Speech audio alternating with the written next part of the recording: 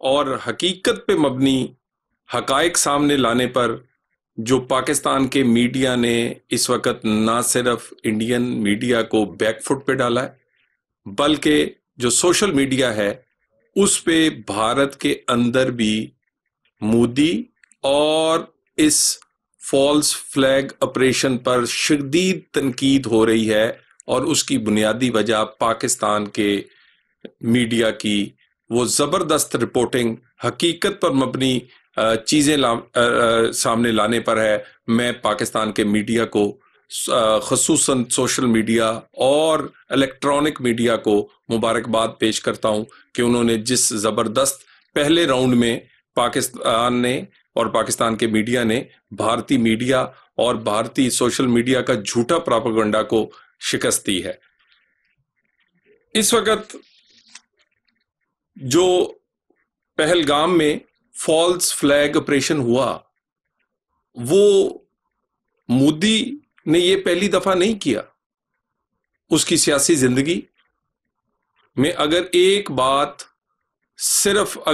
بات دیکھی جائے جو نمایاں ہے، جو کامن ہے، تو وہ مسلمان دشمنی ہے۔ گجرات کے ہنگاموں سے لے کر، بابری مسجد سے لے کر،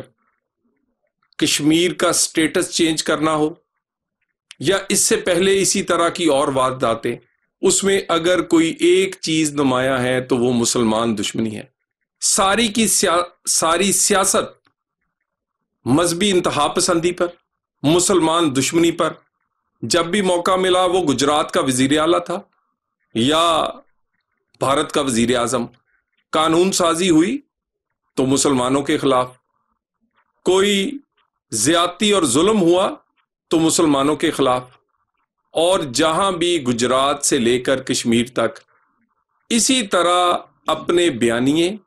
اور اپنی سیاست کو آگے بڑھانے کے لیے یہ مذہبی انتہا پسندی اور مسلمان دشمنی کو استعمال کرتے رہے۔ ہمارے آباء و اجداد نے تو بہت پہلے کہہ دیا تھا، اور حضرت قائد اعظم کے دو قومی نظریے کی جو بات ہے آج وہ سچ ثابت ہو رہی ہے۔ ایک ایک چیز حقیقت ثابت ہو رہی ہے کہ ہم دو علیحدہ علیحدہ قومیں ہیں۔ ہماری ہر چیز، روایات ہوں، ہماری ثقافت ہو، ہماری ہر چیز ایک دوسرے سے بالکل جدا ہے۔ اور دو قومی نظریہ آج بھارت میں مسلمانوں پر جو زمین تنگ کی گئی ہے، اس کے بعد اس کا ایک ایک حرف سچ ثابت ہو رہا ہے۔ میں چاہوں گا کہ اس دو قومی نظریے پر حضرت قائد اعظم رحمت اللہ علیہ نے کیا کہا، ذرا سنی۔ Well, our forefathers, they thought that we are different from the Hindus in every possible aspect of life. Our religion is different, our customs are different, our traditions are different, our thoughts are different, our ambitions are different. That was the foundation of the two-nation theory that was laid there. That we are two nations, we are not one nation. So because of that, our forefathers, they struggled, mounted that incessant struggle to create this country. Our forefathers, they have sacrificed immensely, and we have sacrificed a lot for the creation of this country, and we know how to defend it. اور یہ جو ابھی آپ نے سنا، اسی الفاظ کو آرمی چیف نے دہرایا، اور یہ حقیقت ہے کہ یہ پاکستان نہ بنتا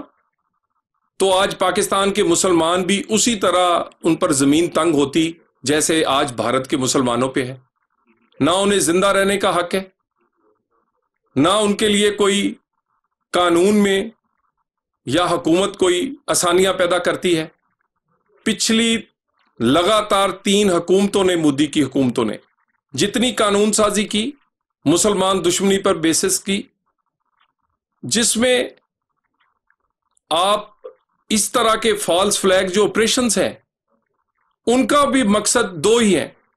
ایک تو اپنی سیاسی مذہبی جو شدت پسندانہ سیاست ہے اس کو تقویت دینا، انتخابی نتائج بہتر حاصل کرنے کے لیے اس طرح کے فالس فلیگ آپریشنز کر کے اور اپنے آپ سیاسی جیت حاصل کرنا،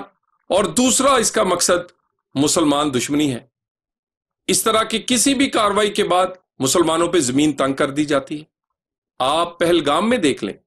ناجائز تجاوزات کی آڑ میں اس آپریشن کے بعد مسلمانوں کی جائیدادیں گرا دی گئی ہیں، مسلمانوں کے گھر مسمار کر دیے گئے ہیں۔ یہ اس وقت آپ میرے ساتھ یہ پوری ہم ویڈیو دکھا رہے ہیں جو انڈین میڈیا دکھا رہا ہے، جو دنیا کا میڈیا دکھا رہا ہے۔ وہاں پر قبضہ کروایا جا رہا ہے مسلمانوں کے علاوہ دوسرے ہندو اور دوسرے مذاہب کا، مسلمانوں کی وہ زمین جو اس کی صرف آج سے نہیں کہ کئی دہائیوں سے نہیں، کئی نسلوں سے ان کے پاس ہے، ان پر ناجائز تجاوزات کے نام پر ان کی جائیدادیں گرا دی گئی ہیں۔ صرف یہی نہیں کہ جائیدادیں گرانے کے بعد اس پہ قبضے کروائے جا رہے، جعلی پولیس مقابلہ، ان لوگوں کی لسٹ آج پاکستان میں نہیں پوری دنیا کے میڈیا اور انڈین میڈیا میں بھی، سوشل میڈیا ہو یا دنیا کا میڈیا، اس پہ پوری ایک لسٹ پہلگام اور اسی علاقے کے مسلمانوں کی وہ لسٹ اس وقت سب کے سامنے ہے، کہ جس میں سے جو لوگ غائب ہیں، جن لوگوں کو اٹھا کر جعلی پولیس مقابلوں میں مارا جا رہا ہے، اور یہ کوئی ایک دو نہیں، کئی درجن ہوئے ہیں۔ یعنی اس فالس فلیگ آپریشن میں کیا دو چیزیں حاصل کی؟ مسلمان دشمنی میں سب سے پہلے، اور پاکستان دشمنی میں کیا کیا؟ یہ مودی نے آج نہیں کیا، یہ مودی 2016 اور 19 میں بھی عوامی تقریریں کرتے ہوئے کہا تھا کہ میں پانی بند کروں گا، اور پانی بند کرنے کا یہ بہانہ بنانا، اور نہ صرف اس فالس فلیگ آپریشن سے پانی کو بند کرنے کے لیے بہانہ بنایا گیا، اور اس بہانہ بنا کر ایسا معاہدہ جس کو آپ معطل کر ہی نہیں سکتے جب تک کہ دو ملک اکٹھے فیصلہ نہ کریں، کوئی ایک اس کا کچھ بھی نہیں بگاڑ سکتا، ایک قطرہ پانی کسی ایک ملک دوسرے کا کم نہیں کر سکتا۔ اس میں انٹرنیشنل گرانٹرز ہیں، یہ ممکن ہی نہیں ہے۔ یہ سیاسی بڑک تو ہو سکتی ہے، یہ ایک میڈیا تک کے لیے بیانیہ تو ہو سکتا ہے، لیکن حقیقت یہ ہے کہ ایک بوند بھی بھارت پاکستان کی پانی نہیں روک سکتا۔